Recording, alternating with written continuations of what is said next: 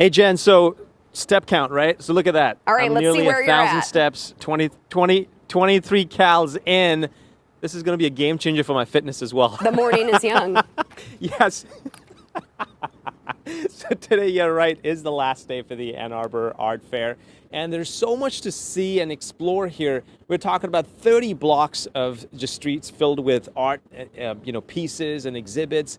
And of course, over 1,000 artists are here. One of the artists that I found really intriguing is John right here, who is keeping the style of printmaking still alive. It's a 500-year-old art. And John over here is going to is going to break it all down for us. John, Hi. Thank you for joining us this morning. Sure.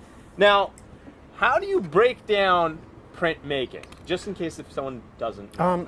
It's a multi-step process. Yeah. First, I come up with the idea of the image, and I make a preliminary drawing. And then from that, I have to make a plate. All the images in here came from a metal plate. Right. So I'll take the metal plate, in this case it's zinc, cut it to the shape of the image, the size of the image I want. Then you put a layer of brown wax that's about the color of this brown. And what that does is seal the surface of the plate and keeps the acid from reaching it. I have a sharp needle stylus, and I just peel up that wax everywhere I want to line. And you can get really fine detail in there if I get the ground right. So I'll peel up the wax everywhere I want to line. So I'll do the entire drawing. Then I'll take that plate and put it in a nitric acid solution and time it a certain amount of time, depending on how fine the lines are. So I take it out of the acid, put it in water, and that stops the action of the acid. Wow. So I take the plate, take mineral spirits and clean it off, and it looks just like that.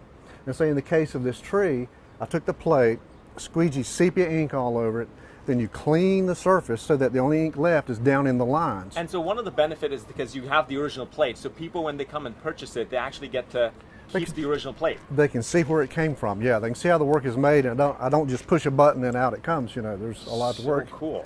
So I'll ink it up, put it on the press, put the paper over it, run it through, and the big roller smashes the paper down into the plate and basically prints my drawing. It's an oil-based ink, so I have to let it dry overnight, but then after that I can go back with watercolors and bring it to life. I really like printmaking for nature art. I think it really lends itself to be able to... And so just real quick, John, how much do they go for? This piece over here... Starting from what? $89? $89 up to $9.50, gotcha. yeah. All right, so Jen, once again, we're here on Washington Street. Today's the last day for the Ann Arbor Art Fair. You cannot miss it. Do not have any excuse. If you're coming, if you're going to miss it, you better have a good excuse, all right? That's what I'm going to say. And no, walking a dog is not one of them.